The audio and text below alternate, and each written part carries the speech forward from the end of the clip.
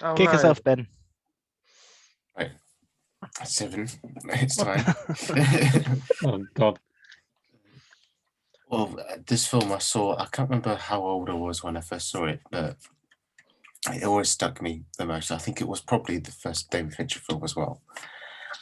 And I hadn't seen many, like, what do you call it, crime thriller, detective mysteries at this stage in my life. But I think this one was a great one to start with because it just had such a deep impact on how I perceive film going forward. I think not from just the acting, but how a crime was laid out and how a mystery was unraveled by the characters in the story, and how every single character had seemed to kind of like was an unwitting pawn in the whole story as well, which I thought was a very clever idea. But I'm a big fan of the 7 Deadly Sins and the whole ideology behind the whole premise of that. And that's why I always found it subject matter very fascinating. So it's kind of like the Zodiac Killer. It's just like the whole thing is just something that you can just mull over in your mind about. The villain Kevin Spacey's John Doe is a horrible piece of work, but the fact he still raises a point about every single one of those victims that is a sin, I felt was quite clever in a way that you hadn't seen many films do at that stage. And the fact that he still managed to, even though they kind of get him at the end, it's still not a happy ending in the slightest. He still wins, and there was no resolution in the sense that they didn't stop the final. He was basically gloating them on all the way through. Even if they thought they're having the upper hand, they still were under his thumb the whole time. But how meticulously planned it was. And I have to give him. I think that's all I've got for now, until I get inspired, until someone else comes up with a better idea. I should say. But yeah, that's just me, just like spatting up some of my initial like pros to the story, especially, and of course the direction is so well articulated, just because the tone of it is so contrasty, but you don't lose any of the detail. It's just so deep, and every character in the acting, especially Morgan Freeman and Brad Pitt, are just on the top of their game. And you can tell, like Alec mentioned earlier, there is a lot of the tropes that we see quite common in most crime mysteries now. But I think this was still one of the first that did it, and I think it's one of the first that did it well. So I think I would give it a pass for that alone, just because just everything was just so well structured in terms of like from beginning to end, the discovery of the initial inciting incident to the resolution of the story, just everything lands, in my opinion. So yeah. Right. Well, I took 4 things from that, Ben, that I need to let you know about.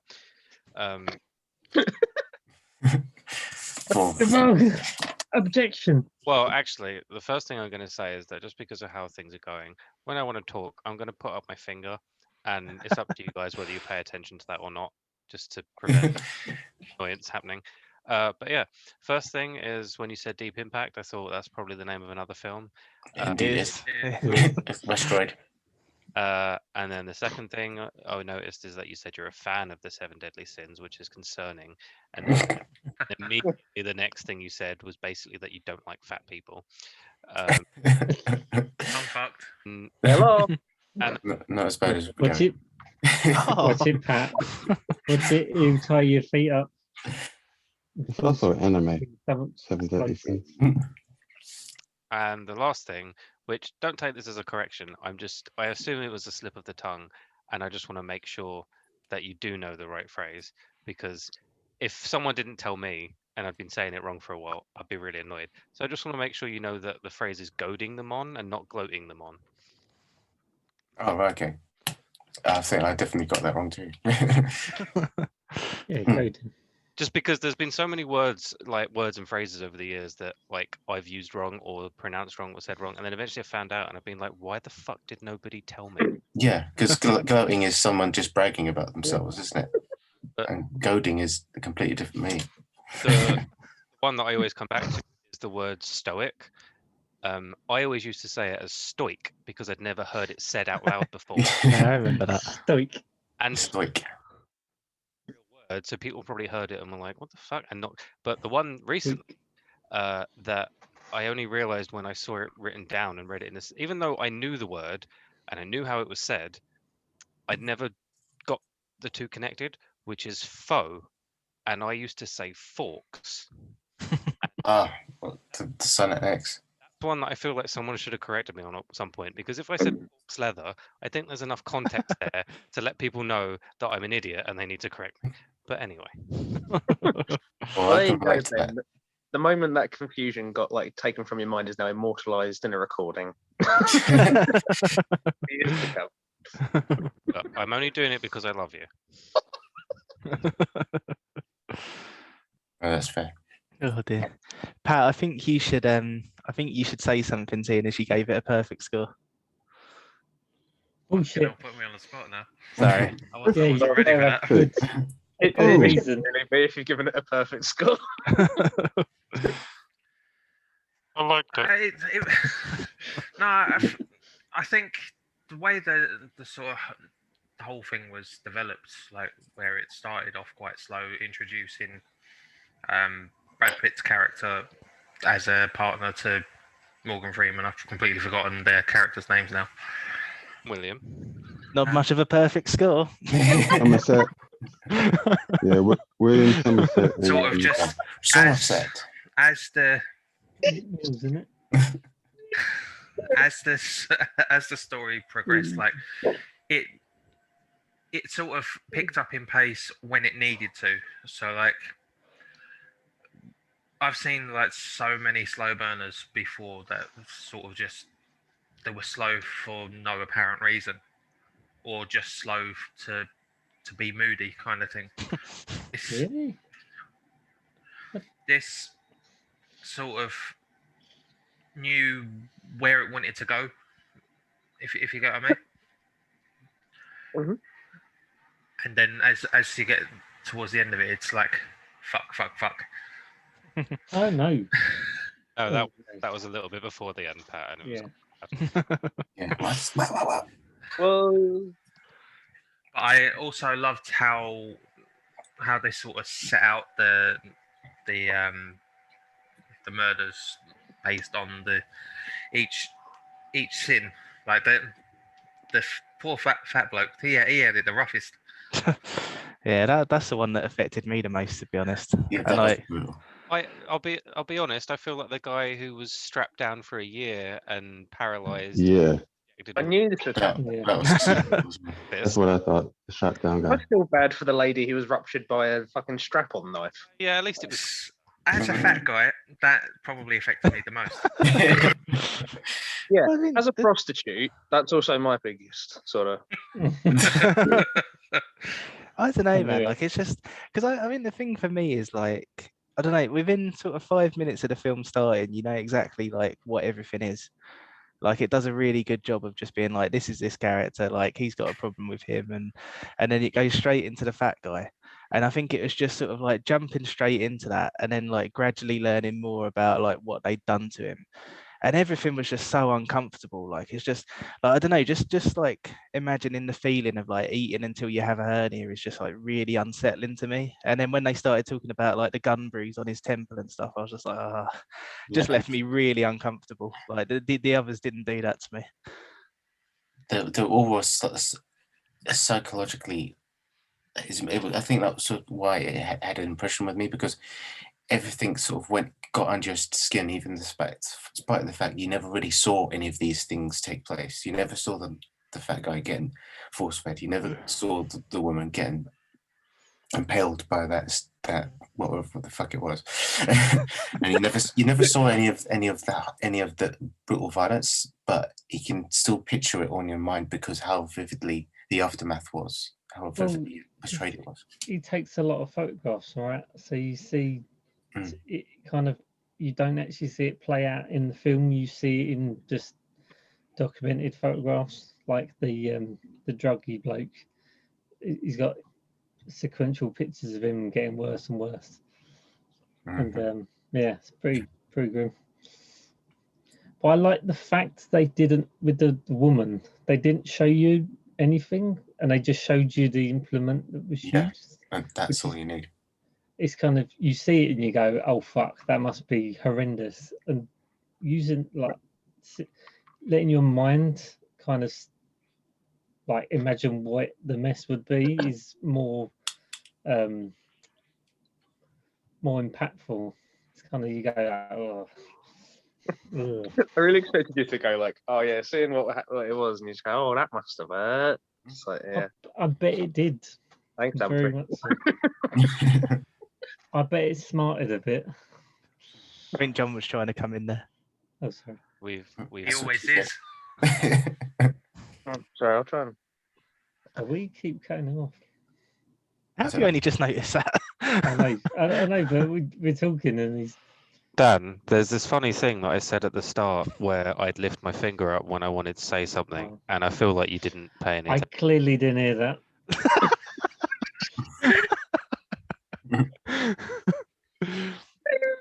Oh dear. We've moved too far on now. It doesn't matter. Oh.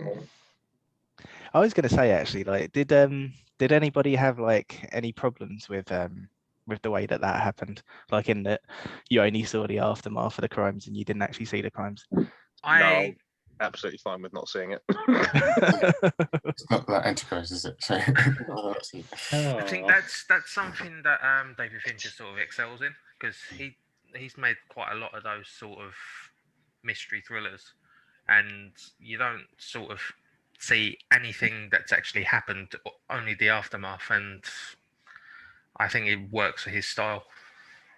Yeah, I agree. Like, I think it's I think the stuff that happened is like so horrific that no matter what they depicted on screen, like it'd never be as bad as like you sitting there going like, oh, how did that feel? Like it's almost like written like a play rather than a movie. Yeah, and like the suggestion of it's far worse than like actual just going like, yeah, check that out, and it's like, nah, the suggestion's like far more effective, like letting it just sort of play.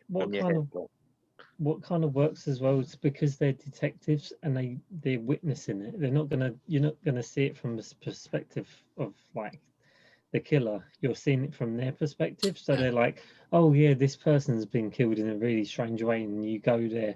And I really like them kind of like murder mystery type things where they do that, because it gives it more intrigue, and then you want to see why they did it or what the motive is, and it kind of keeps you going and keeps you kind of hooked. Yes. Yeah, I think the thing is as well, like, I mean, if they had shown sort of what happened with the fat bloke, for example, it would just be him passing out in a chair, wouldn't it? Like, yeah, he would have probably just been sick, or he would have probably you'd have seen the Fatty with a shovel, just like, come on, fatty. Doesn't he put it down his nose? He's got like a syringe in his nose. I feel like that's the aftermath of Super Size Me. Yeah, it's pretty nasty. Like even the bit with the greed with a pound of flesh. It's like you know the saying, but you've never really thought of it in a real context. And then when you see him and he explains like, oh yeah, he's cut his sides off with the pound of flesh to kind of save himself. It's just like, yeah, that's pretty fucking awful. I'd say it's like a. Oh, sorry. Dan, you need to stop taking. Let Emmanuel speak. That's all right. God I'm damn gonna it. put my hand down. Oh, I didn't know if he was using hands or not. I think I was reading an article about the impact of Seven like 25 years on, or 26 years on now, roughly. And sorry, one moment. Okay. Sorry. Oh crap. I sure. Okay. There's nothing you can do about it. It's just. All right. Okay. Sorry. I'm just something was happening. You okay? Camilla's okay though. Yeah, Camilla's all right. It was a little blood. Anyway. What's in the box? What's in the box? What's in Oh, the fucking don't. box? I've got a whole thing about that. So I think all of it was done well in terms of what they showed and what they didn't show, because what they didn't show wasn't needed. It wasn't needed for this type of film. Saying that, it's quite interesting hearing you say it was a little uncomfortable, Rob. And I know part of it's depending on like the person, like just how you kind of receive things or how you kind of take things in. But reading the article that was there, I was talking about the article, I was thinking about desensitization, about how much stuff like that has been out since. And when I saw it, I was just like, okay. I didn't think it. I didn't really think anything. It was just like, That's yeah. really spoken like the guy who chose Antichrist. I was gonna say, Yeah. I Exactly. don't think you can say that.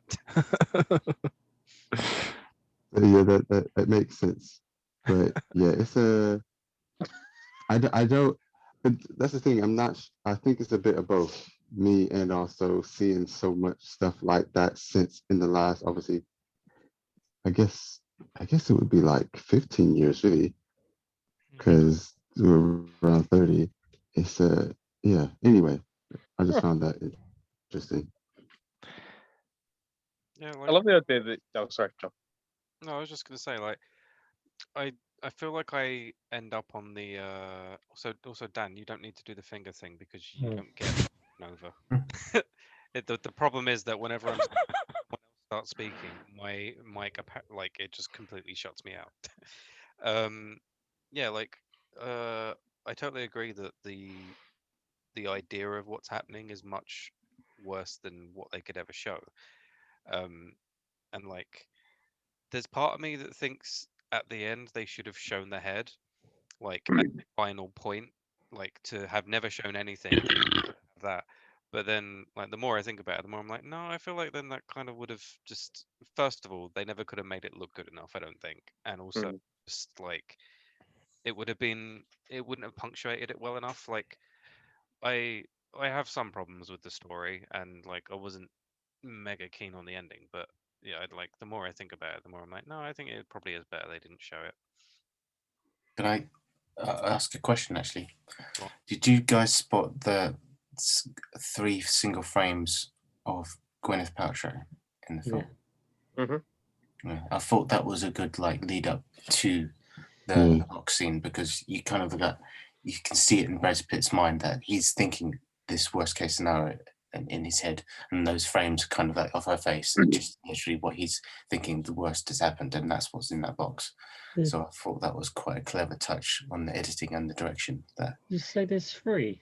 I think there's 3. I noticed one. It's It's when they're in the at least desert. 2.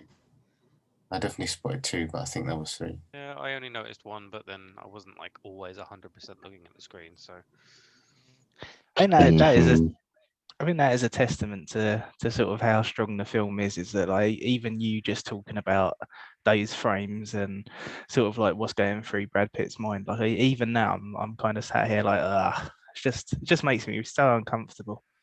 It's when you actually look in the box and it says the mermaid genitals from the lighthouse. And he goes, The one thing that could have made it worse. Oh, you kill him and he wins. oh, it's the woman's. I'm not gonna. Oh wow, I think I I, just saw I, Ben like actually retch there. oh man, It's no Ben, stay with us. Oh, I'm I dear. agree. I agree with John in that. Or I didn't. I think the first time I saw it, I thought, yeah, I thought that was the right decision because with the box scene because it helped build a little bit of tension and establish a certain flow in that particular scene at the time. So as soon as he opens the box, you're thinking, crap, what's in that box? Why is he telling him he needs to get away and put down that gun? And then as soon as he said, I made a little trip, it's like, nah, no, that's messed up. And then obviously they confirmed that it's the woman's head. But I think that was quite nice, especially for a final scene. Not for it. It was like a delayed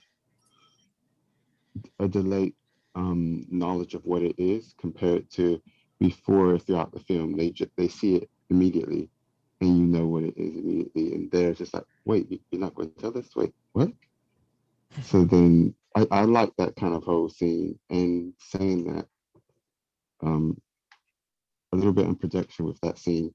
I really liked the what they eventually did with the camera when Brad Pitt kept thinking about whether he was going to shoot him or not, and the way it's just slight blur in that kind of movement of it is it's quite odd, but it's also it really suits that moment. I felt, yeah. I think John had the floor. No, I was just gonna say that, like, yeah, I feel like, yeah, if they had shown it, they'd have had to change that entire scene. But like, I don't know, maybe it's just me, but I feel like the moment you kind of know what's in the box is like the moment he opens it. Like, rather, like, it still builds the tension because you're waiting for him to find out. But like, again, maybe just me, but I feel like the moment he opens it and there's a bit of blood, or maybe even slightly before, you're kind of like, ah, fuck, I know what's in there. Um, Slowly waiting for the characters to realize. Yeah. I think it's like a real testament to Brad Pitt and Morgan Freeman there because like they just fucking sell it, and you can just see Morgan Freeman's like face just go like, oh god, we're done. Mm. And like like he's kind of going like, don't fucking kill him because he's gonna win if you kill it. And he's just like, oh, okay. But like you can see on his face, he just sort of like knows that he's sort of like just not really gonna get through to him at that point. He's just going like, fuck.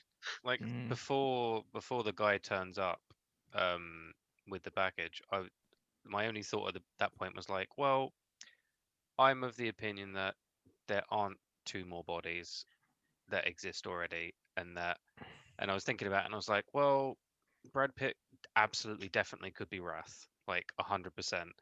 And then I was like, I guess maybe Morgan Freeman could be Envy, because like he envies Brad Pitt, like with his younger view of the world and everything. And I was like, maybe he's just planning on trying to kill them both. And then obviously I was partly right, and then I was like, oh fuck. Like, but I Yeah. was under no illusion that like there were two bodies to be found. Yeah. Yeah. Yeah, I gotta say, like, I think you can really tell that this is like a passion project for Brad Pitt because like I don't think I can't recall another film where like he's seen that into it the whole way through. Like I think one of my problems with Brad Pitt is there's always a moment where I'm like, you weren't into it that day, were you? I didn't get that with this film. yeah. Funny saying that. I think it's also partly because I never, I don't tend to try and figure out much when I'm watching a film. I notice like if there's like a mystery or something, or who done it, I'm not actually trying to figure out who did it. I'm just like okay, I'm literally just here for the ride, huh?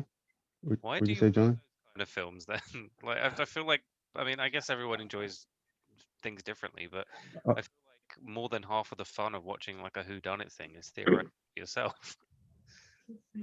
I find I don't know. I find, sorry, him is asking me. I find I enjoy it more if I'm not actually trying to figure it out. That's just me. I think I've probably done it in the past, and it kind of spoils my fun a little bit. I Because if get I that, get to it be right, honest. because especially if I get it right, then I'm just like, oh yeah. Whereas when I'm not trying, I tend to be actually kind of like, oh, that's not surprising, but I didn't also see it coming, but I didn't see it coming because I didn't actually try and think about it. I get Um, I get that, but I guess like for me, if I feel like if I figure it out and then I don't still enjoy it, then I put that down to bad writing or bad direction. Like, 'cause either it should be something that you shouldn't be able to figure out, or it shouldn't matter whether you figure it out or not. It like you should still be gripped by the story and it should still be like impactful. Otherwise, it's just not a well-written story. Yeah, I don't think True. I ever bother trying to figure it out. Like it's not a conscious decision that I make, but yeah, I think I just sit there for the ride. Yeah, I just go with it. mm, Yeah, I'm kind of with that. Well, apparently I'm the odd one out then. It's just I no, like how that we suspect I with know a just like lot of people. universal, just like John's being like, he got the fun of a who done it, and we're all like, no, none of us actually think about who done it. So I know a lot of people like you, John. So yeah, there are lots of people like you, of course. Yeah, I'm just not one of them. I think there was something else I was going to say, but I can't remember it now. So, oh, sorry. cool. Oh no, that's fine. Yeah, like everyone enjoys things differently, but um it's funny because I always think because I know there are like there's plenty of things I watch where I'm like every quote unquote twist I'm like, well, I saw that coming. And then there's ones that I don't enjoy because of that, because I'm like, well, that was predictable. And there's ones that I'm like, no, that was still interesting. But the thing that happens like semi often that makes me laugh, which happened when I watched Westworld, and I won't be specific in case anyone hasn't watched the first season. I still haven't watched the second. Mm-mm. Um, but like 99% of all the like twists I saw way before like you're supposed to see it coming, like from how the story flows. But the one that everyone fucking figured out that was the most obvious shit in the world, I didn't until it was revealed, and I was like, oh fuck, damn. That's funny. Oh yeah, that was it. The the fact that the last two kind of things were, or say bodies, which weren't technically dead, which weren't dead bodies. Even though it's not surprising, it's cool like story writing. I found at the same time, I wouldn't have been surprised if he did actually have two more bodies because he he he had that man trapped for a year. This guy was nothing but, if not meticulous. So I didn't know in my head what his version of something that was truly a job well done or art or a really true performance would be. So like I knew there was going to be something different about these last kind of two sins. I just didn't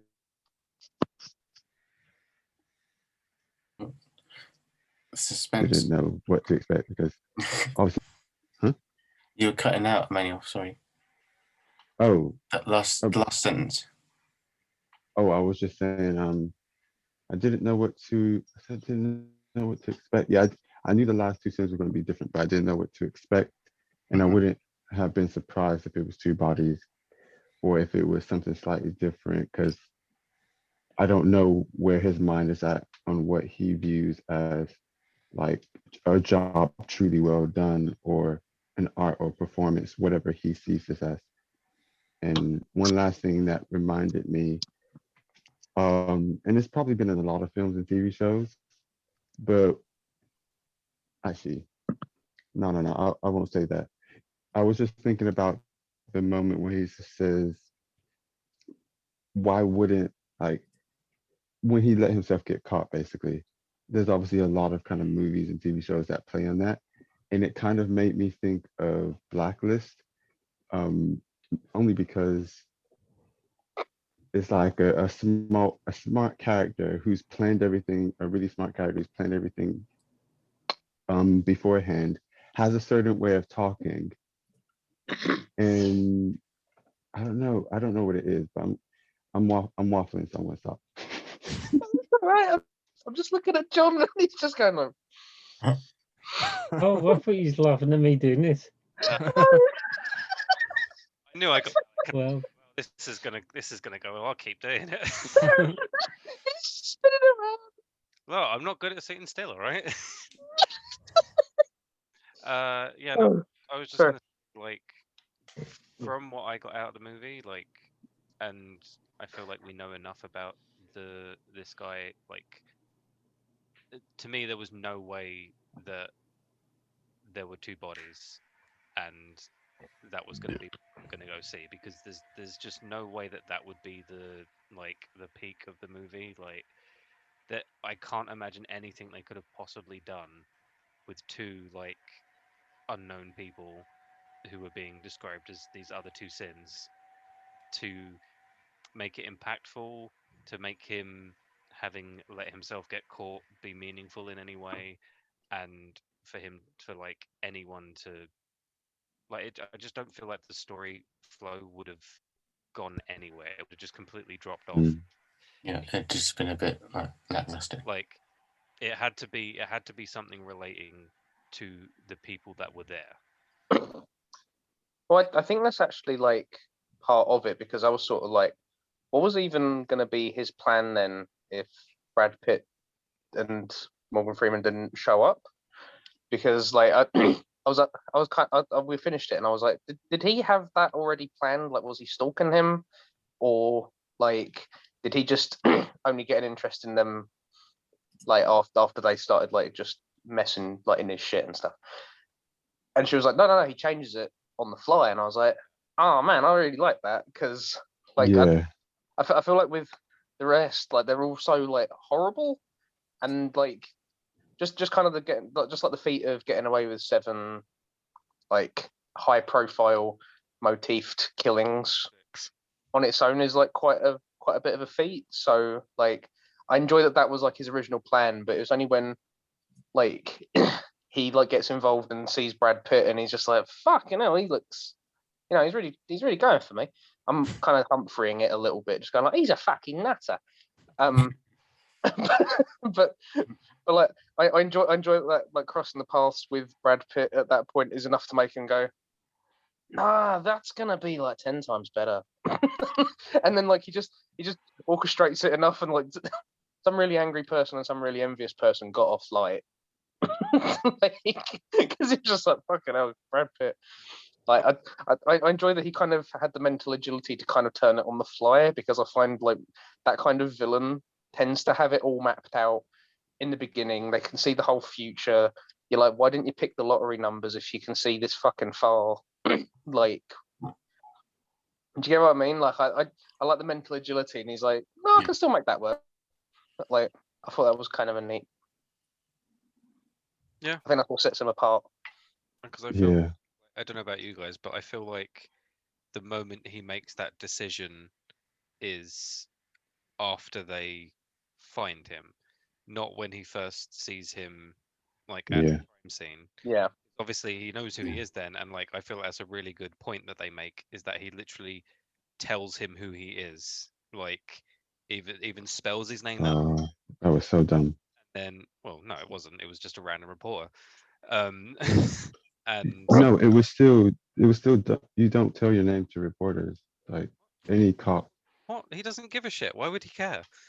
I know he wouldn't, but he's a dumb guy. He brought his freaking wife down to that effed up like, why would you do that? You say that, Sorry. Emmanuel, but there are certain other movie cops who are a lot dumber than him, and their names are Dirty Harry. Steve, I've never seen it, but I'm not trying to compare him. I'm just saying you're in for a treat. I'm just saying in a very specific context, like in terms of life choices. I get that he had some important reason that was to himself and something that was important to what he wanted to achieve in life, or something that they don't say in the film. It's probably something about his past, but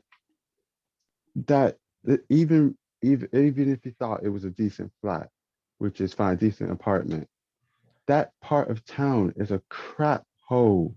And he's coming from upstate, which is the equivalent of coming from something near New Jersey, a decent, nice neighborhood, to this freaking crap place. I'm just like, dude, you could commute if you were that desperate to work in that place. You could have commute. Why did you not commute? Subways exist. Taxis exist. He was truly This insane. character, this character's You have to stupid. move. You have to. You had to move your wife, but to that. Sorry, it just pissed, it annoyed me so much. I was Oh. like, what's wrong with this guy? He really does let his emotions just run him. I'm like, cool. Do you know what? Ooh, Like coming into this sorry. call, I was like, I wonder why Emmanuel has marked it low for enjoyment, and now I know the reason is that the policeman didn't commute to work. He's like they're in a relationship. He doesn't own her. He didn't bring her there. They made a decision together. Like whether you agree with it or not, fine, but it wasn't a dumb decision. He had a career path that he was on, and she agreed to go with him. Like Um, You hate the Maybe- trains anyway because See- every 5 minutes they went by, and it's like fucking trains. All you need Oh, is I just didn't one predict that- scene where he goes, "You can't rely on these trains." Oh god, but I I really was- didn't I- expect that to be your big issue there. Just like everybody knows, it's better to commute. Saves the environment. don't get me wrong. I have like a few problems with the story, but I don't Oh. think that's one of them. I think that's totally. That's a manual. That's fine, and I get what you're saying as well.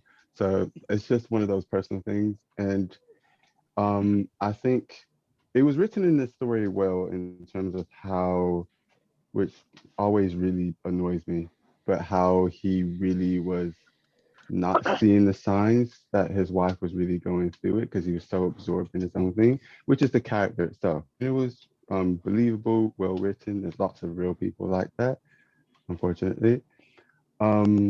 It just it didn't. She didn't give me the impression she gave me when she talked to Morgan Freeman was that she didn't really want to. I think it was wise, but because he believed in it so much, she chose to believe in his decision. I don't think this is something she wanted to do or thought was a good idea. I think she, or the way her character comes across, she was trying to trust her man. She was trying to trust her partner. And he really believed in this. She's like, you know what? You really want to do this? I want to support you then, and I'll come along. And of course, she starts having more misgivings the longer she's there. But obviously, he's so wrapped up in things, which is good story writing, that he doesn't realize even the warning signs. So when she's in the middle of the day, she's sleeping in the bed, he doesn't ask how she's doing. He just cuddles up. And it's just like, dude, oh man, this is you're ignoring. So, but like I said, it's good story writing. I just really didn't enjoy a lot of. I think his character annoyed me so much. I just really didn't enjoy a lot of the movie. You know what I think would have been better if he like he like cuddled up to her, and she was like, "Well, this is nice," and he's like, "Well, what? Do you want a cup of coffee or something?" She's like, "God, you don't have to take my head off," and like you could have just sprinkled that in like throughout, just like. Oh We're gonna man. get the train. No. Yeah, Fuck But like I trains. said, I think it was good. I just didn't enjoy it, but I think it was written well in that way. So see, believable. Sorry. I slightly disagree that like I don't feel like she went there just for him. I feel like they went there together, and then once they were there is when she was like, I'm not so sure about this, but I don't want to just dump this on him.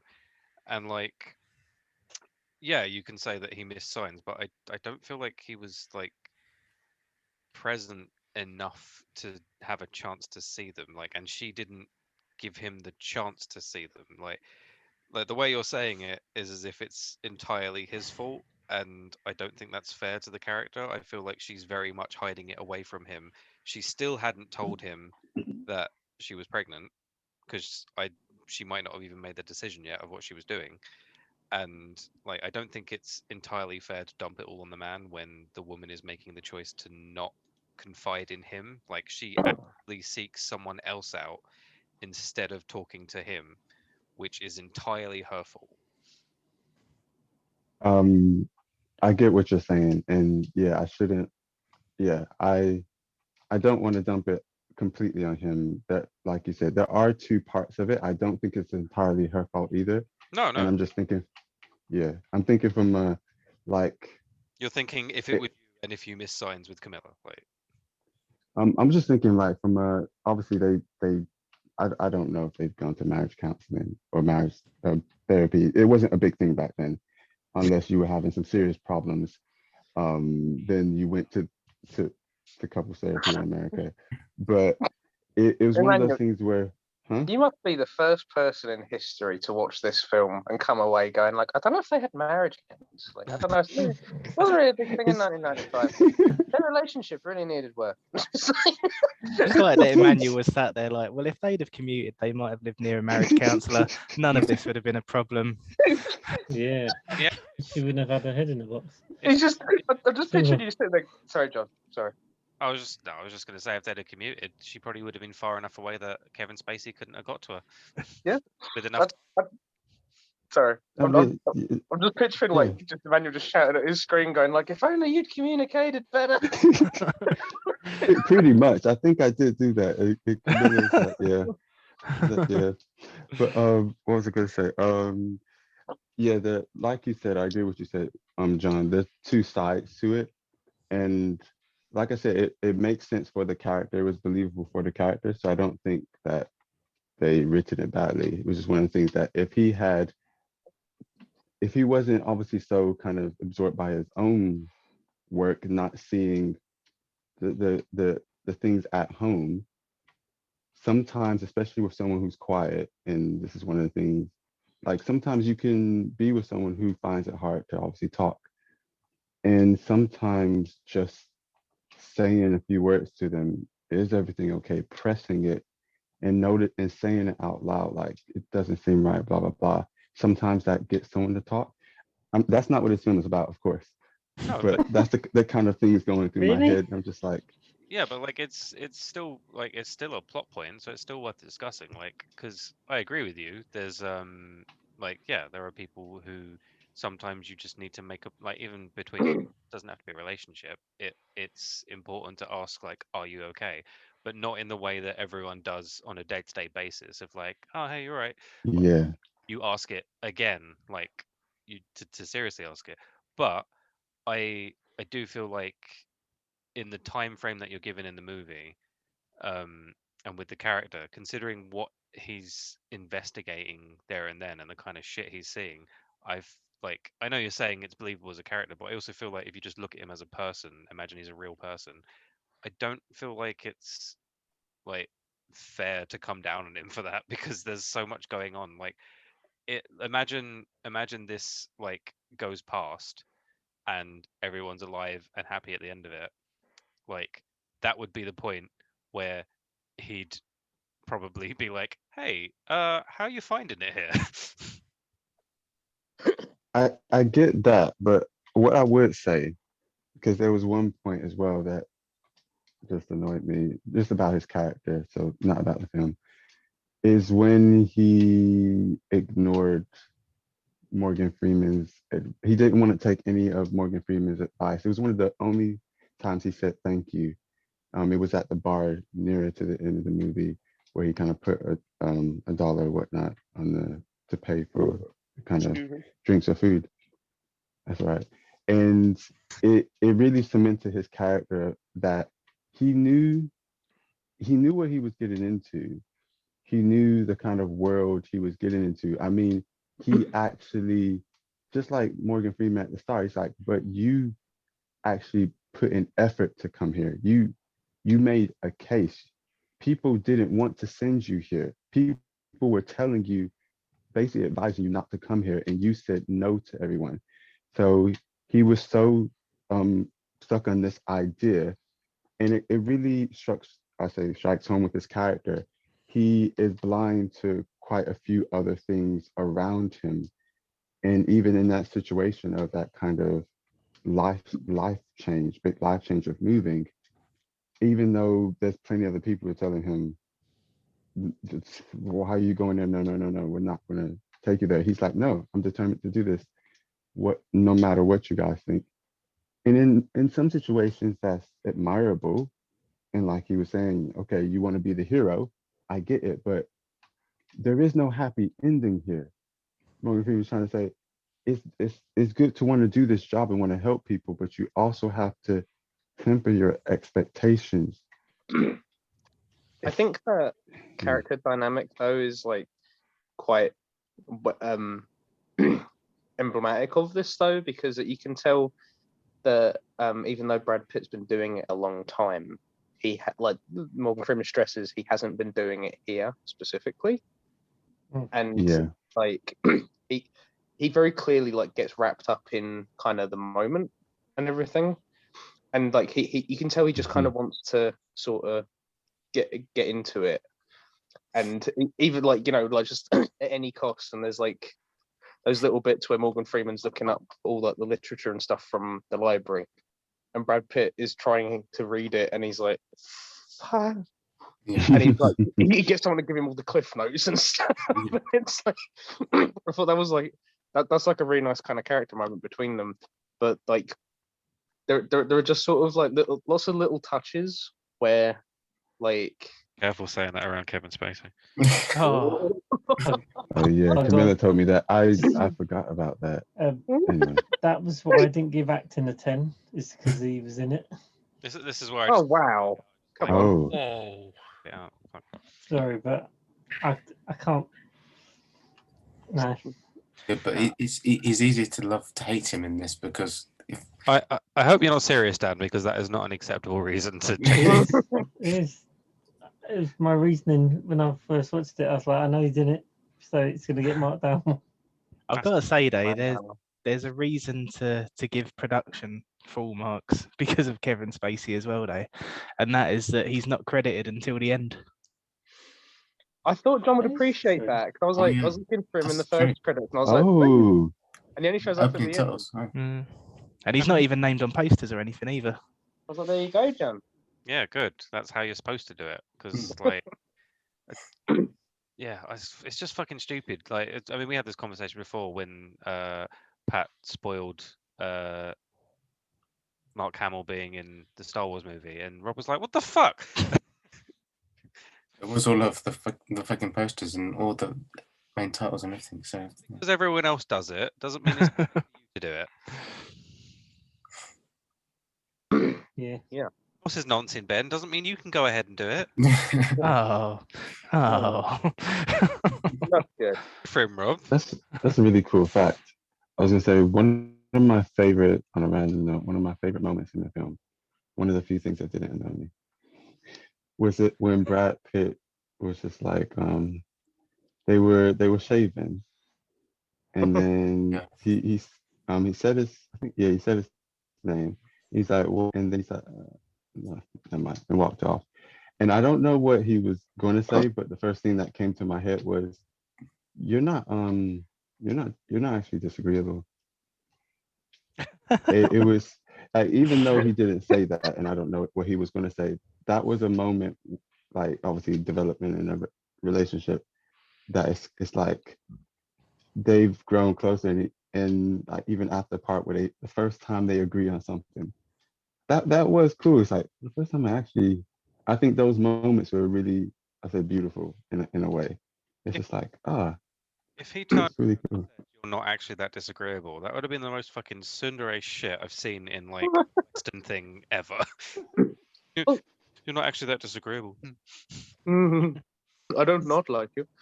The thing that I was trying to get at though is that Brad Pitt does actually get to Morgan Freeman though, because Morgan Freeman spends the whole film being like, completely apathetic about things. Like, he spent so long in this city where awful things are happening, Yeah. and like that's why they clash so much, is because like Brad Pitt's still under the impression that he can make a difference and he can kind of stop people, and if he can stop people, then he can make the world a better place, and all that, like, you know, just by extension and that. And Morgan Freeman's going like, you can't afford to be this naive about this, but like he just kind of is. Like, despite the amount of experience he's got, he still thinks he's going to be able to do stuff. But like that little end quote where he's saying about Hemingway, and he's like, the world is a fine place and it's worth fighting for, and he's like, I agree with the second part. He spends the whole film looking like getting ready to retire, and like at the end he's like, right, you going? And he's like, nah.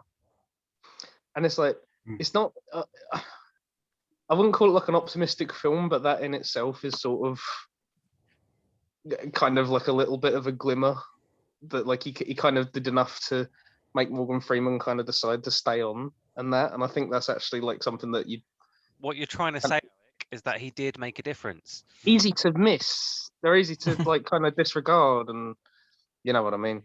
Despite all, you know, because you got your head in a box and you got a big strap-on dildo knife and you got a big, like, you know, you might forget that like, you know. Yeah, you needed that bit, I think. So I think, well, it's like we were saying earlier, like it's not a film that you'd necessarily say that you get enjoyment out of, but I think with that little bit at the end, it kind of flips it enough so that you can at least leave it going, okay, like something good is happening. A lot of bad has happened, but something good is happening as well. Am I right to say in this film, Brad Pitt broke his ankle in filming? Oh, it was his hand. So like he broke his wrist and they had to write it in. Sorry. Yeah, like he slipped at some point and his hand went through a windscreen. Yeah, that's where they wrote it so that his hand was in a thing. Oh, it's his hand. Oh, because it was when he fell down, wasn't it? Was it not? I'm sure there's a bit where he falls down. Doing something with a car. Dan, there's this thing that you can do before a call called research that I didn't have enough time and I can't be bothered. I'm tired. You know, there's a really awful scene because of it. Like it's not awful in comparison to the rest of the film, but like there's a bit where Brad Pitt's on the phone and like you can just see his hand in shot and it's all like swollen and purple. Yeah.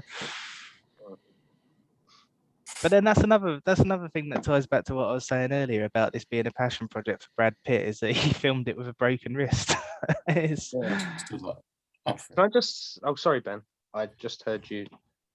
No, I was just echoing Rob and just saying that he was so like into the story and determined to like literally do his character justice. He was willing to like shrug off a broken wrist and just carry on, which was quite. And can I just say, it was so nice watching like a police chase where like I'm seeing the guy like keep covering and he's not just barreling after him, he's trying to keep line of sight, but he's also not trying to it was like it was really, really exhilarating watching him like not forget all that. And it was like especially after Dirty Harry. But like so I just had to get that little bit in there. But like it was really cool watching him like calculating that. Like that was really nice. Yeah, no, I do. I think it's like one of the things that really comes through with it is how much thought has gone into it. And I was reading actually, so like one thing that really blows my mind about this film is that it's the film that David Fincher made like directly after Alien 3. And it's just like, man, how do you go from the shit that's Alien 3 to this?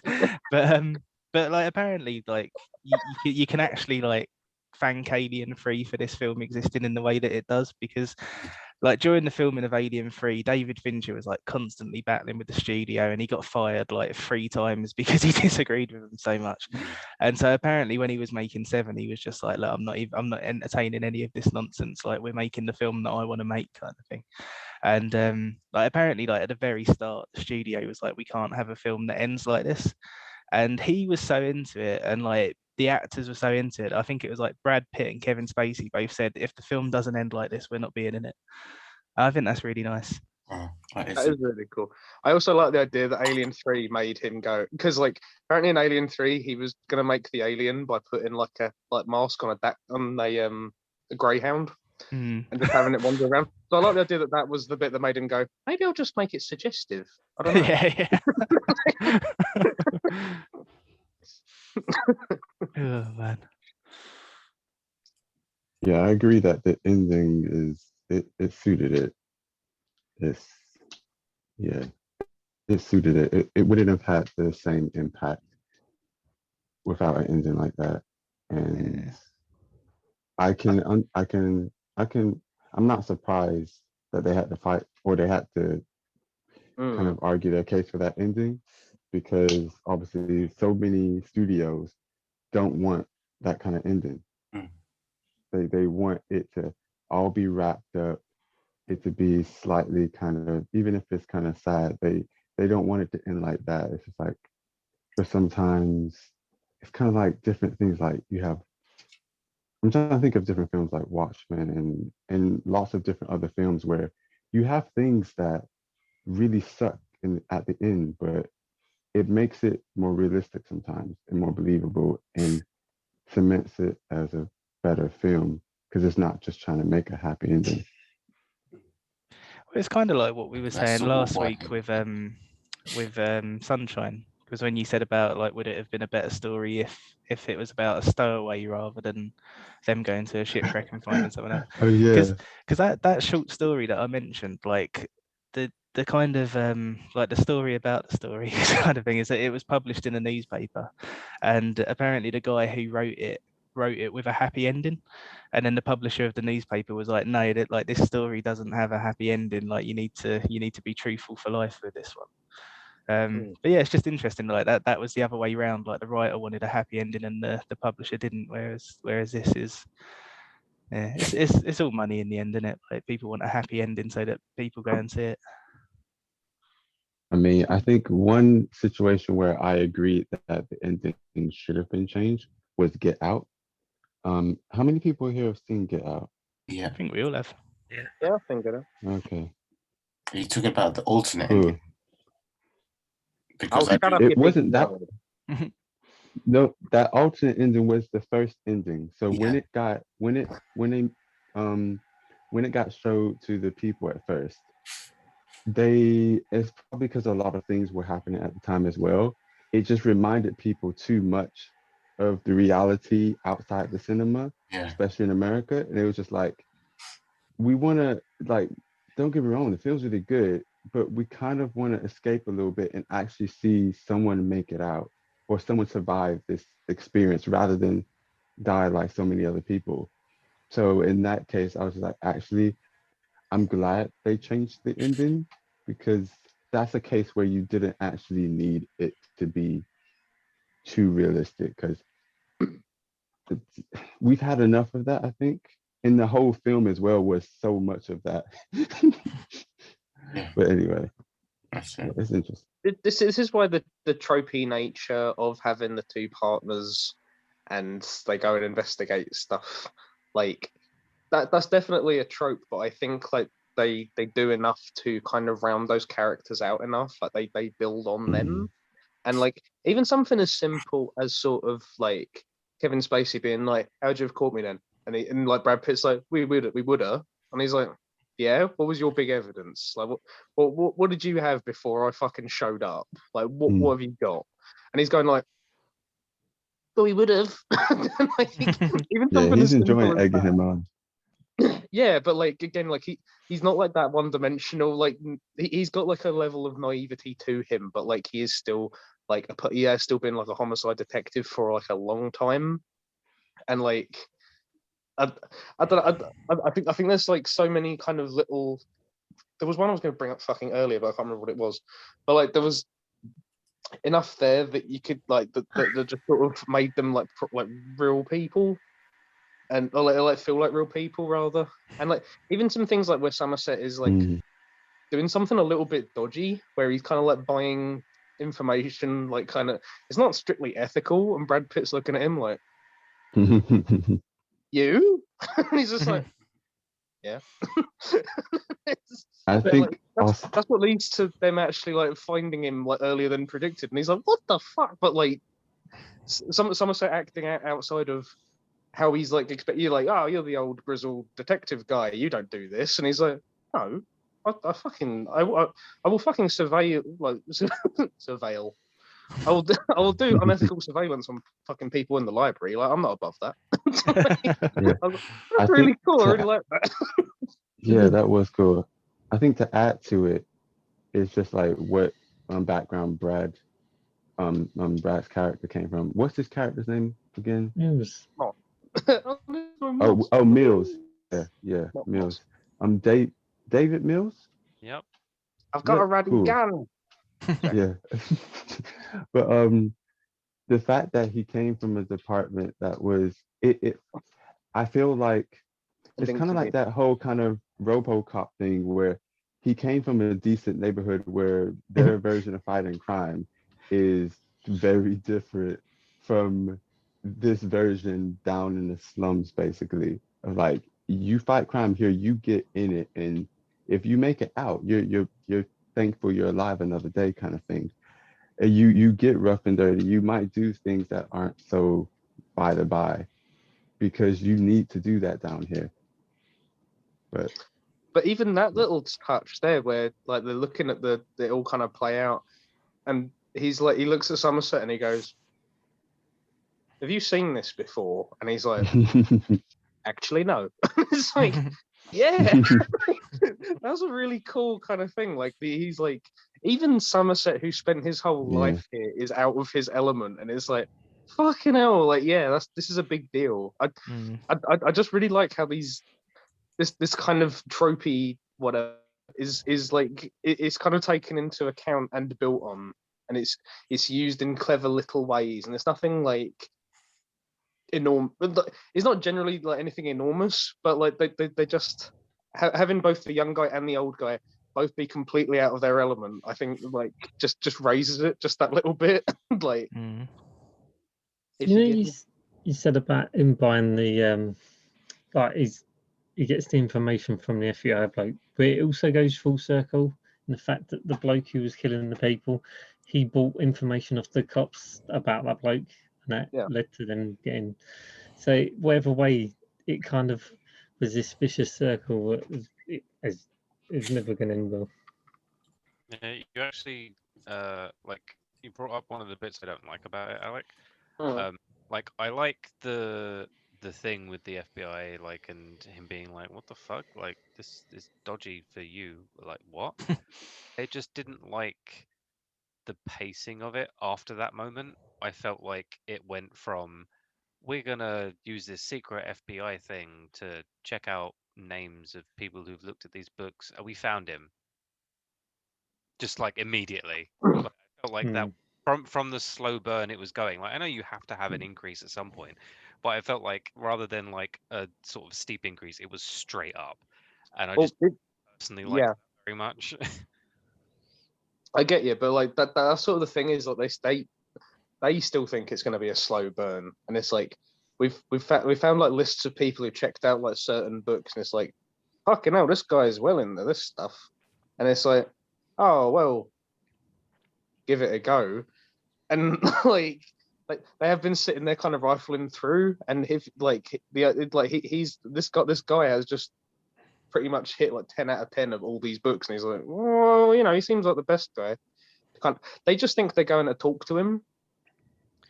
Yeah, Like they just think they're going to interrogate some guy, and then he's like, "Fuck," and like that is kind of what sort of ramps it up. So I get what you're saying. I find it very like Coincidental. there's a couple of contrivances in the movie that like I didn't particularly like. That was one of them, specifically because this is Yeah. supposed to be very intelligent, and I feel like a man who's very intelligent obviously wouldn't know about this FBI thing, but probably wouldn't leave a trail regardless from a library to him, and would just buy his own books. Like, why would you go to a library to check stuff out, especially when like he clearly has loads of books in his place. He writes things himself. He clearly has a reasonable income. Like there's no reason why this character, as far as I could tell, would go to a library to do that. unless it was. Mm. You could argue it was to leave a trail on purpose, but there's nothing that hints towards that. I mean, he So does. to- He does tend to lead. He just. Sorry, Emmanuel. I'm gonna keep talking now. He does tend to like leave details to follow. I think also I get what you're saying about the buying thing, but like equally, this is like kind of pre-internet, and like equally, this is sort of like a thing that he thinks he's like 5 steps ahead of him at all times. So like I think that I like I said, I dislike that trope, but I think in this instance, like it does work. I think where he's just like, I'm very clever, and he's not expecting them to do something that's like that ethically kind of But unsound. even from like an ethics point of view, it like as police, they could go there and ask for records from the library. Like ignoring the FBI, yeah, they could literally look that shit up. So for someone who's always like, I know the trope of someone who thinks they're intelligent and then they get tripped up over something silly is there. Yeah, I hate that. That I don't feel like that is here for that character. Like, although it clearly is because it's in the story. I feel like that it's not like addressed in any way. It's not like well written. I just that part just bothers me a bit. Like I enjoy the movie on the whole, but there's just like a couple of things in there where I'm like, those like these are contrivances that maybe if I enjoyed the movie a little bit more, I'd forgive. But I kind of just sort of can't help pinning them down. Yeah, I think John Doe's end game is that he wants to be known, though. So I think having it be he's under public record, like that is sort of something that's feeding into him. Like he does eventually want this to be looked at and studied. Right, but I don't Um, think that would have been it at all because like he had a whole plan of making sure this came out like fully and there wouldn't have been anything necessary for them knowing about him going to a library and reading some books. That wouldn't have added anything to the prestige of what had gone on. That wouldn't have made him more memorable or anything. Like it's a completely throwaway mm, section of it. Yeah, but equally, I think if you're going to buy the books and show up on, well, if you're going to borrow the books and show up on a list, you're equally going to show up on the list if you buy the book. So it's sort of like, No, you wouldn't because you don't have to give information to buy a book. But to have a yeah. library card, you need to, they very clearly stated to have a library card, you need to have like ID and a residence listed. Where you know what? basic. That's on me. To Sorry, man. add to what Joan was saying about the annoying thing, it reminded me of one moment that really annoyed me when they actually went to the place. Again, this guy's meant to be very intelligent, very smart. He he comes up the stairs, obviously. He doesn't expect that they'll be there. Why would he? He sees them at his door. He doesn't just kind of he doesn't just like maybe turn the other way or pretend he's going to a different apartment or go upstairs or somewhere else.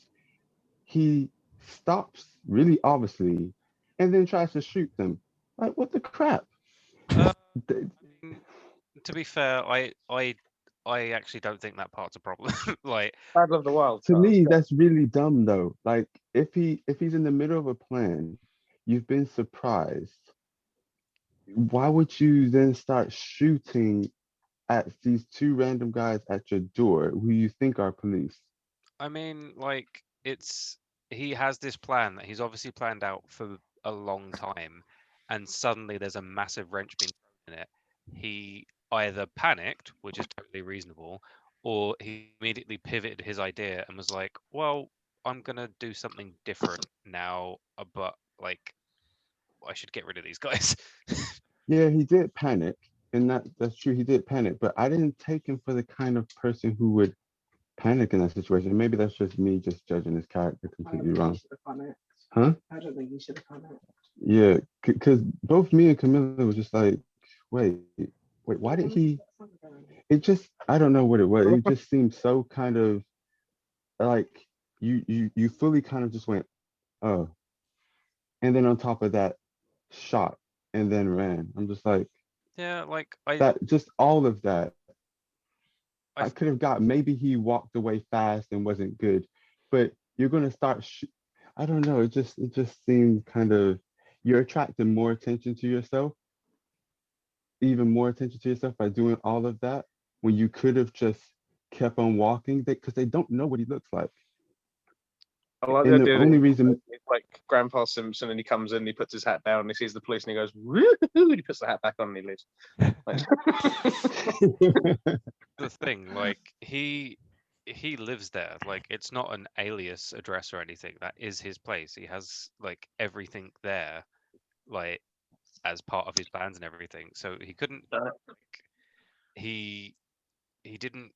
He knew that the moment they looked in there, that they would know anyway, and they were obviously looking for him. So like. Even if it wasn't panicking, it could easily have just been like a conscious decision he just made there and then, and he was like, "These guys need to go." Like he knew who they were because obviously he's seen them before, so he knows who they are. Like, don't forget that. At that point, he already knew them too. So as soon as he saw them, knowing that they'd been at the previous crime scene, he immediately knows why they're there and that they found him. So like, I don't think it's that unreasonable for him to go, "Oh, fuck! Like these guys need to go." and I don't know, I, I guess it's because I expect more from someone like him. I expect like someone who's that kind of, who can be that apathetic about his work, to be more calm and measured when it comes to situations like that. But Like he's not like apathetic about his work. every other situation. Huh? Sorry. He's not apathetic about his work. They make a point of talking about the fact that he enjoys his work. And think Yeah, true. from this perspective, think if you've been making this huge, massive plan that has at least been going on for a year. Like, I don't know if we hear anything further than that, but he's at least been planning this for a year, probably a lot longer. Um, and then bear in mind that all these things that you planned, then suddenly you can see it all crashing down in front of you. Like, I think regardless of how intelligent you are, how composed you are, or how whatever, like you're gonna have a reaction to that. Yeah, a reaction. But that react sorry, it's just I don't think I can agree with that. It's, I mean, I he's can, someone who and a kills reaction just seems too over the top. like he's someone who's killed several people already and plans to kill more. I don't feel like any reaction he has would be over the top. Like he's all he wants is to make sure that his plan like goes ahead and that he's remembered. And if he tried to walk away, that probably wouldn't have gone very well. If he tried to act innocent, that probably wouldn't have gone very well. Like, yeah, maybe it wasn't the best choice to make, but I don't think it's unbelievable for that character to make the choice that he made. to be Yeah, but fair, it's if I'd been keeping someone hostage for like a whole year, fed a fatty to death, got like a strap-on dildo thingy like commissioned and stuff, and I saw some police at my door, I could see it. Just walk away. Don't even make it a Nah. thing. yeah, that's the thing. I'm just like he because the thing is, he still managed to do his plan regardless of whether they found his place or not. So that meant he had a backup plan. And if he had sorry, yeah, That it I'm didn't just gonna say it. plan. The like as far as I can tell from the way that the story was written, at least in my opinion, he that's the moment where his plans went shit and he was like, fuck. And then after that, he had some time to think and readjust and pivot his plan, which he did. Like uh, the time between him shooting at them and then the next thing that happened, like I mean, he said himself, he's like, well, I'm gonna have to escalate things instead. So he did. Like he had time to think about it. In that moment where he sees them at his door, he's not gonna go, time for plan B. Like Yeah, I think it's But sort of. I think it's sort of actually character revealing where, like, he's the last like couple of murders he's done, or all of his murders actually, are like he has all the time in the world. He's got enough time to go to like a supermarket twice. He's got time to do like so many things, and like he's perfectly calm when like he's planned it all out and it's in the moment. But like, sorry, that's a fucking oxymoron. Like, when he's got his plans all out, completely fucking calm. When it's like just happening right then, I can absolutely see what this mess. Like he's. I don't think it's a stretch to think he's like a complete control freak. So like to see him in the middle and he's like, oh, fucking fuck, like I can see that. Yeah, because you're going from always being in control, like you have the power over every person involved in everything because you planned it meticulously and everything's going exactly the way you planned. For one little hair to be out of place, that's when people like that like collapse. Shoot the hair. Like, so I don't think it's unreasonable for him to go, I'm gonna fucking shoot them. They've ruined everything. How you doing there, Pat? You holding in? I'm just hanging on. Keep going. I just imagine that picture of the cat holding the like washing line, being like hanging there, just with Pat. It's been a long fucking day. Oh. So I just had a little shake of the head there, like he was completely unconscious. He was just like, yeah, no. Oh man. Something I wanted to bring up tonight is that I think this is probably maybe like the fourth or fifth time that I've watched this film. And the first time I watched it would have been, I don't know, probably when we were about 15. And every time I watch it, and like this isn't sort of like taking anything away from the film, but every time I watch it, I always wish that it was a Batman film. Yeah, makes sense as a Batman film. So I just think like you think of the Batman films we've got. I mean, like, yeah, some of them have been good to be fair, but I just think if David Fincher made one and he made it like Se7en, like fuck me, that would be an awesome film. It would have been fucking great because there's a few Batman films that would do shit like that. Well, I mean, to be fair, Kevin Spacey is basically just Joker, isn't he? Yeah, well, that's I was going to say actually, because you can tell the inspiration from Heath Ledger's Joker in from this character, just the way he methodically plans everything and every single thing he does is just is cause to effect and every well basically he hasn't like took anything to chance. He's kind of like made sure to like cover every single possibility, and that's kind of like you can see that the Heath Ledger's Jokers has that sort of anarchic kind of like similarity there, where it's just like chaos, but kind of like refined in a way that it doesn't go out of his own control in a way. Chaos, but orderly. Yeah. Just the moment chaos, I was like, don't say rains. See, I think John Doe and like basically like the narrative of the film as well. It would have been a perfect vehicle for a Calendar Man film. I know Alec doesn't like Calendar Man, but I think it would have been awesome. He just fucking sucks as all. He doesn't suck. He is you, Alec. You're you. I mean, I know, maybe I am a Calendar Man. I suck. As soon as you said Batman, like the first thing I imagined was just switching like the very end scene. Well, not the very end. The end scene with John Doe and David with Joker and Batman. Like they've had so many moments like that where Joker like does stuff to him or people he loves, and then he's like, "What are you gonna do? Kill me?" And then like obviously Batman most of the time doesn't. But yeah, like I could just imagine that a Batman version. See, if I was like reskinning this as Batman, I think I'd have had Morgan Freeman's character would have been Batman, and then Brad Pitt's would have been like Jason Todd or someone, and it would have been like a Jason Todd origin. Rob, do you know Morgan Freeman? I reckon he could be the guy who like sorts out all the tech for Batman.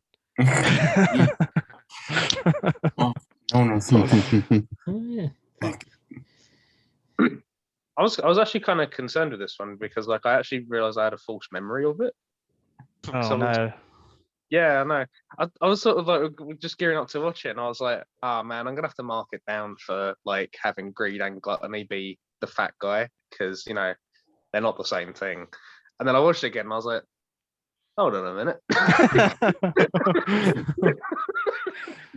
Like I don't know where this fucking I don't know why I do like it.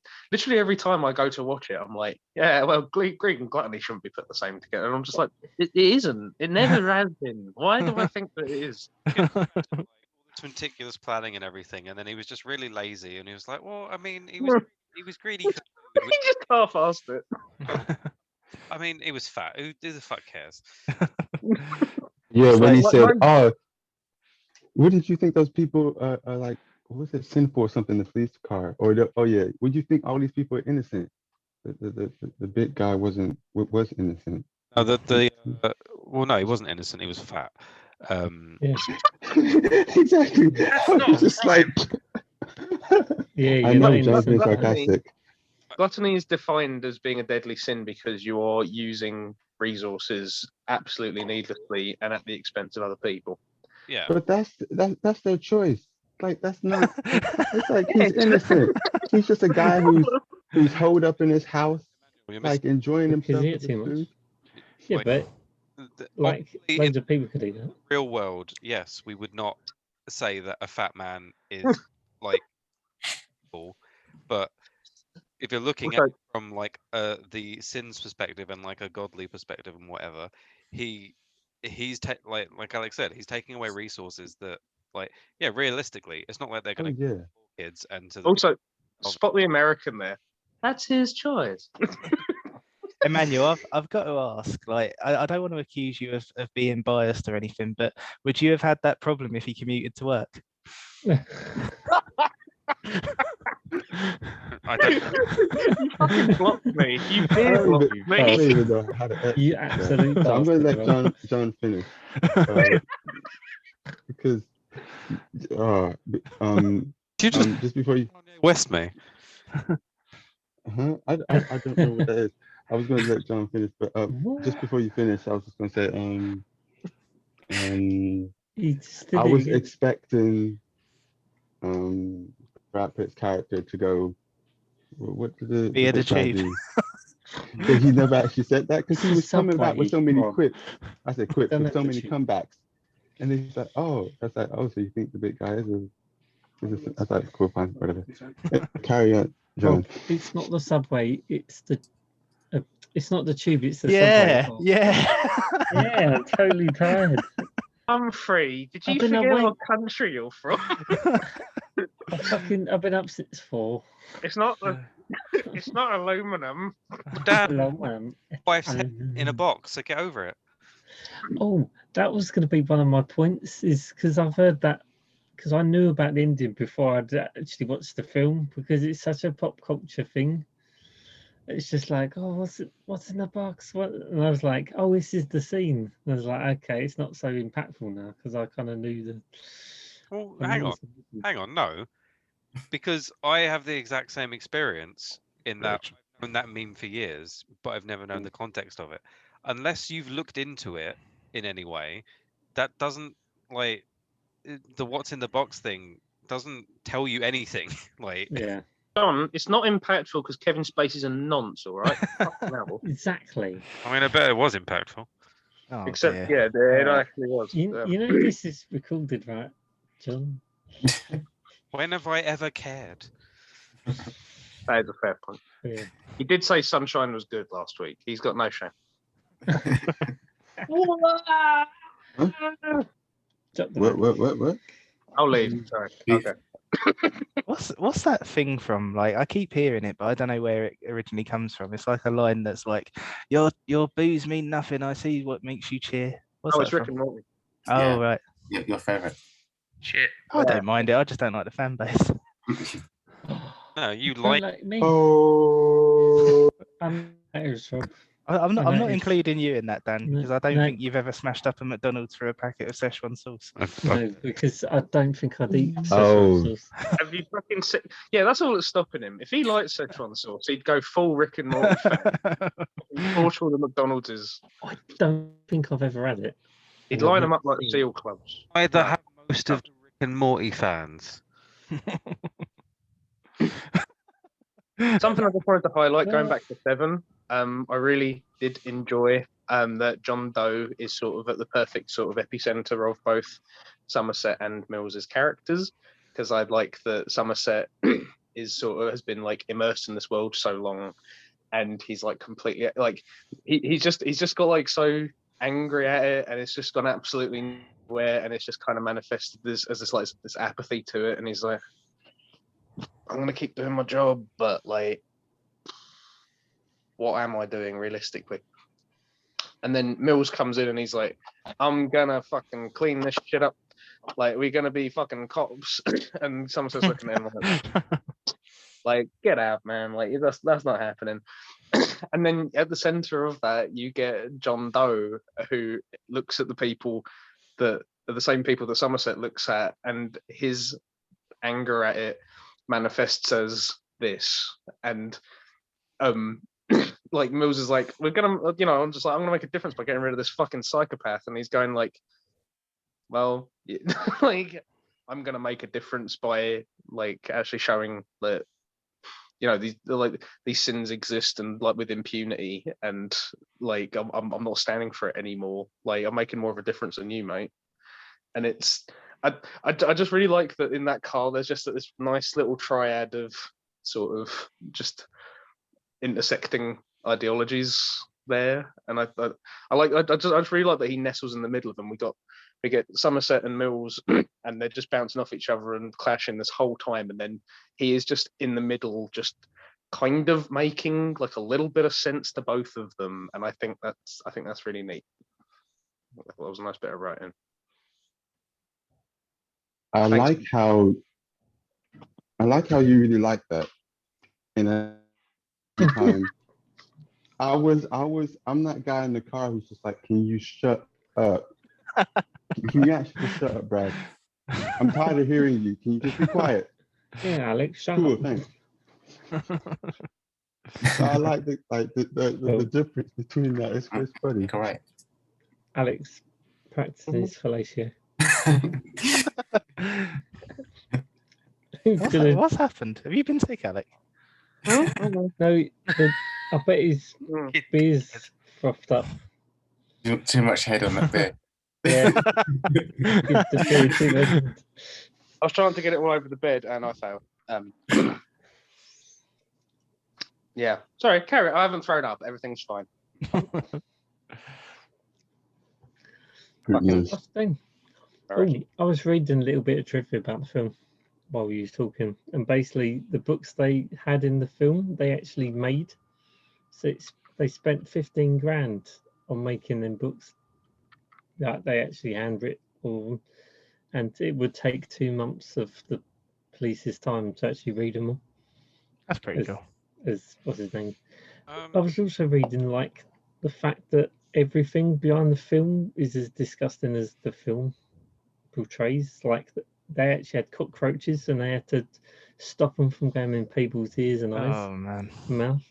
Yeah, Brad Pitt had to keep flicking them off the fat guy, like, because he couldn't really move at all. Like the cockroaches kept coming up, and Brad Pitt kept flicking them off. And basically, the director gives the fat bloke a massive knob because he felt bad that he was so big. Seriously, he felt so bad for the character. I am David Fincher. I bestow on you massive knob. Did they cast Christopher Walken? Not Christopher Walken. Shit. Oh, what's his name? Blake from Antichrist. William Dafoe. That's it. Yeah. I don't know why Christopher Walken's just replaced him in my memory. That would have been awful. That's her. Only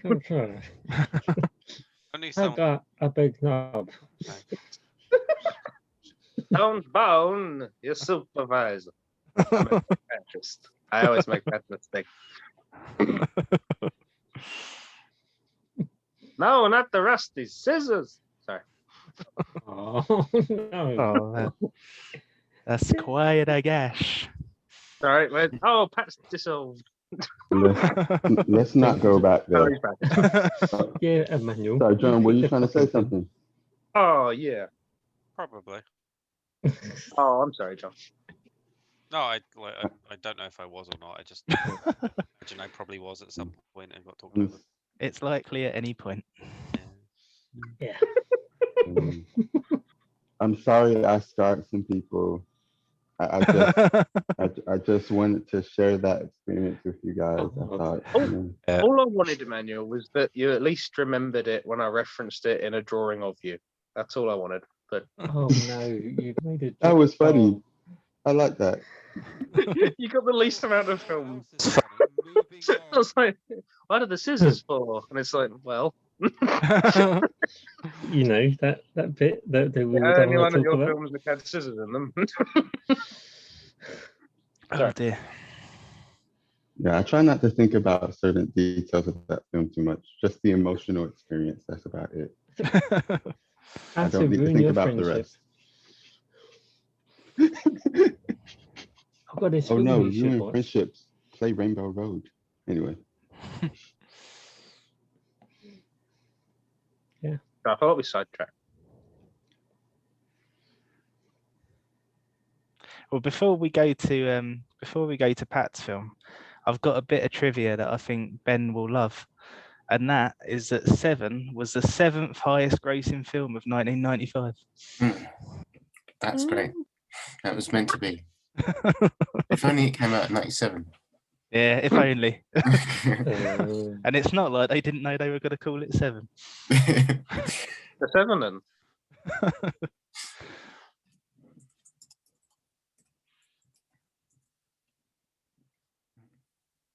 I think that probably makes man. it time for Pat's pick, doesn't it? What's gonna happen? Next pick Awkward is silence. 8. Everyone's it worked for Ben. Oh, before his pick, I'll just one last comment about the production. Yeah. Can you hear me? Yeah. Okay. Not being surprised, of course, because it's David Fincher, but I thought the whole way through, like it really was spot on in terms of just cinematography and everything, the color grading, the sound design. Though the sound design maybe could have done a tiny bit more, I thought everything was really spot on and really well done. And yeah, it's great. That's one of the things he's really, really good at, of course. And it shines and I think everything I've seen of his. So even the actually, what would you say? Sorry, Ben, what would you say about the music video he did for A Perfect Circle? That was before this, right? I think. Or was it after? Yeah, I What? think That's not how you it answer was. the question. Huh? When Did you- two options, the answer is not yes or no. Wait, was it before? Although thinking about it, it could have also been after. Yes. Yeah, I Those don't are the remember. options. That's the answer Oh, when you ain't been listening. I was just thinking about obviously because he tends to be more of a perfectionist, of course. But even the way in that music video, I was just confirming with you, Ben, that he like the camera work and whatnot was, even though it was quite simple, it was really effective and really good. I felt. But anyway, I think that's it for Pick. me. Is there anything else? These are Yeah, thoughts that's it. to analyze, Emmanuel. Huh? Nothing. Carry on. I'm done. Come on, Pat. Tell us your film. Space Jam. Straight to the point. Well, Ceremonies. that's it. But Pat, have you timed it well so that we can watch the new one after watching this one? No. Because the new one's in months. So no. Right, too much time. That was a brilliant answer. The new one's in months to come. Just in months. Effectively, what that question was, Pat, was me asking you when the new movie comes out. So you answered it perfectly. In months, an indiscriminate months? amount of months. The second movie is locked away in months. They'll have to go through each month in turn, and then it'll unlock. He's been planning this for a while. You unlock 10 minutes of film each month. Oh man, I'm so excited for this that I'm gonna go and watch it now. Whoa. Whoa. Oh, Why is I forgot my Fox favourite blurred? Seven related story. it's because I've got a filter on I know. so that my and- background's blurred, and they obviously think I'm Michael Jordan if I do this. Bugs Bunny. Well, Michael, there's some weird bald man in your house. He's behind you. And he's not a bunny. I mean, you could be. Oh man, I probably haven't watched this film in like 20+ years or something. I do like that. I do like that. Alec was like, "Oh, I forgot my favorite Seven related story," and everyone just went, "Don't fucking care." Exactly. I think it's funny, but that's okay. No one gives a fuck. It's over now. What's Jeff. what's your story, Alec? Come Oh, on. it doesn't fucking matter, does No, it? go on. Go on. No. Whole point of Go me on. bringing that up was so that you could say it. Oh, that's too bad because I'm gonna. We're now at the point where I'll say it, and then everyone will go, "Oh, it wasn't that funny." And I go, "Yeah." Do it.